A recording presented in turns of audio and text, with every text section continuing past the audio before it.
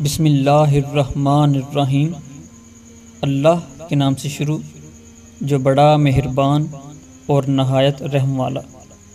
السلام علیکم، میں ہوں محمد عثمان علی بٹ۔ آج ہم انجینئر محمد علی مرزا صاحب کی گرفتاری سے متعلق گفتگو کریں گے۔ آج بروز منگل 5 مئی 2020 مرزا محمد علی جہلمی کو جہلم سے پولیس نے گرفتار کر لیا۔ مذہبی منافرت، شر انگیزی اور فرقہ واریت پھیلانے کے الزام میں FIR درج کی گئی۔ نیز FIR میں تعزیرات پاکستان کی دفعہ 153A کے تحت مقدمہ درج کیا گیا۔ ایک حصہ تو یہ ہے، جبکہ دوسری طرف کی کہانی کچھ الگ ہے۔ وہ یہ ہے کہ ہمیں کچھ معتبر ذرائع سے یہ معلوم ہوا ہے کہ انجینئر محمد علی مرزا صاحب کی جو گرفتاری ہے وہ نہیں ہوئی۔ وہ اس کی دلیل کے طور پر یہ کہتے ہیں چونکہ انجینئر محمد علی مرزا صاحب پاکستانی ڈیفنس میں 19ویں گریڈ کے آفیسر ہیں، اس لیے ایک اتنے مضبوط بندے کے خلاف مقدمہ درج ہو ہی نہیں سکتا، چونکہ ان کا تعلق آرمی کے ساتھ بتایا جا رہا ہے۔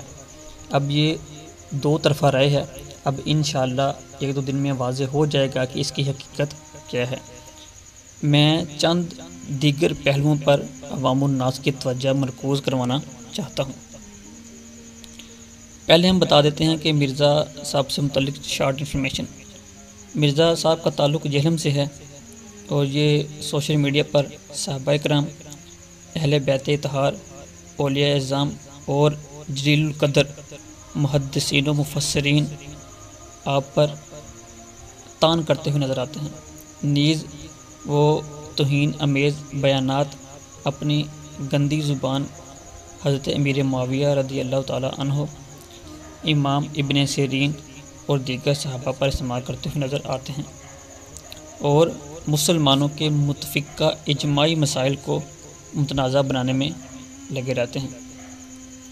نیز یہ جو قادیانی پیگنز ہیں، ان کو وہ اسلام کا فرقہ بھی ثابت کروانے پر لگے ہوئے ہیں اور وہ کہتے ہیں کہ یہ مسلمانوں کا ایک فرقہ ہے۔ یہاں پر ایک بات بتا دینا مناسب سمجھتا ہوں کہ پاکستان کے آئین کی یہ بات بالکل خلاف ہے اور جو مسلمانوں کا عقیدہ ہے اس کے بھی خلاف ہے۔ اب یہاں پر جو ایک بات قابل غور وہ یہ ہے کہ انجینئر محمد علی مرزا صاحب کی جو FIR کی جو تصویر ہے، جو کاپی ہے، وہ میں موصول ہوئی ہے، اس میں جو مولانا الیاس عطار قادری ضیائی حفظہ اللہ اور ڈاکٹر طاہر القادری صاحب آپ سے متعلق جو اس نے یہ کہا کہ قتل کر دینا چاہیے، تو اس سے متعلق ہے۔ یہ جو ویڈیو ہے وہ اس کو یہ کہے گا کہ اس کو ایڈیٹنگ کی ہوئی ہے، کٹ کیا ہوا ہے اور جو میرا جو پوائنٹ آف ویو ہے اس کو غلط بیان کیا گیا ہے۔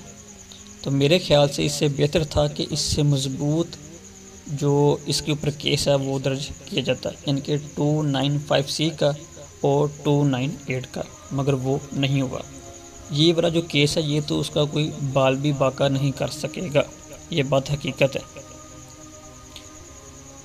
اگر ان دفعات کے تحت اسے گستاخ قرار دینے کے لیے مقدمہ درج جو کیا گیا ہے، اگر اس پر بات ہو بھی جائے، پھر مشاجرات صحابہ پر بحث، اسلام کا جو غلط امیج ہے وہ جائے گا اور جو شیعہ فرقہ ہے جو ایک الگ سے بلکہ ایک مذہب ہے اس کو سپورٹ مل جائے گی۔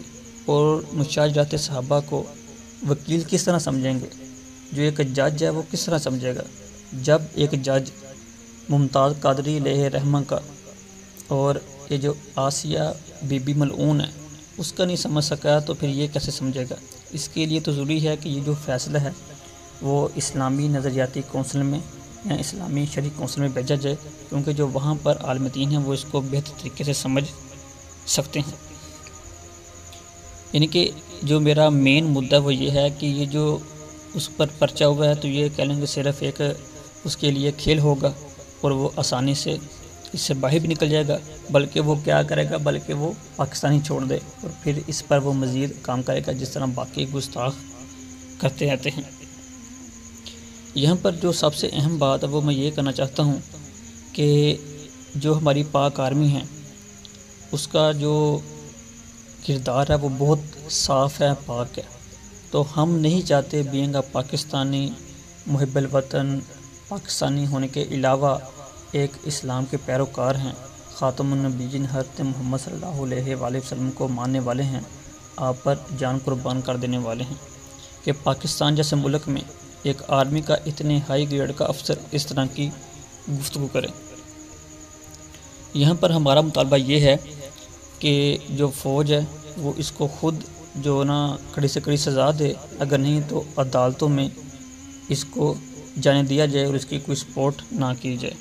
اس گرفتاری کو صرف گرفتاری تک ہی نہ رکھا جائے، بلکہ اسلام کی معتبر ترین ہستیوں کو متنازع بنانے والے، مرزا قادیانی مرتد کی وکالت کرنے والے، اولیاء کرام کی ذات پہ ہرزہ سرائی کرنے والے، تمام مسالک اسلامیہ کے درمیان نفرت پھیلانے والے مرزا جونیئر کو نمونہ عبرت بنایا جائے، تاکہ جو تمام جو دیگر اس طرح کے اٹھنے والے فتنے ہیں ان کو سبق سکھایا جا سکے. اور ہم کو یہ بھی پتہ ہے کہ جو اس طرح کے بندے ہوتے ہیں ان کو جو صہیونی، جو قادیانی ہیں، جو زائنسٹ ہیں، وہ بہت سپورٹ کرتے ہیں. اور امید ہے کہ یہ بھی بہت جلد جس طرح آسیہ مولانا کو رہا کیا گیا یہ بھی رہا ہو جائے گا. تو اس لیے خاص طور پر جو امت مسلمہ ہیں ان سے میری گزارش ہے کہ آپ تمام اپنے اپنے علاقہ جات میں اس پر مضبوط FIR درج کروائیں، تاکہ جو اس کے بچنے کا کوئی بھی جو کہہ لیں کہ موقع ہے وہ ہاتھ سے نہ جائے. سوشل میڈیا پر موصوف کو دن رات لعن طعن کی جا رہی ہے، انبیاء، اصحاب اور اولیاء کا گستاخ قرار دیا جا رہا ہے، مگر ابھی تک پاکستان کے کسی عدالتی کٹہرے میں اس کے خلاف 295C یا 298 کی دفعات کے تحت مقدمہ درج نہیں کیا گیا. تو جو مخیر حضرات ہیں، جو طاقت رکھتے ہیں، اسلام سے محبت کرتے ہیں، حضرت محمد صلی اللہ علیہ وآلہ وسلم کو خاتم النبیین مانتے ہیں، آخرت پر ایمان رکھتے ہیں، اسلام کی تمام جو باتیں ہیں اس کو مانتے ہیں، عقائد و نظریات پر عمل پیرا ہیں، وہ لازمی اس کے خلاف ایکشن لیں تاکہ اس فتنہ کو بخوبی روکا جا سکے.